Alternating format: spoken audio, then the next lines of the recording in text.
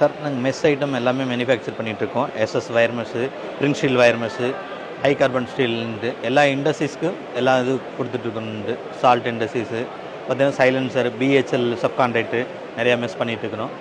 உங்களுக்கு ரிக்குவயர்மெண்ட் தகுந்த மாதிரி எல்லாமே பண்ணி கொடுக்கலாம். இது கிரிம்படு மெஸ்ஸுங்க. கிரிம்படு பார்த்திங்கன்னா டீ இண்டஸ்ட்ரீஸ்க்கு அந்த மாதிரி இது வரும்ட்டுங்க.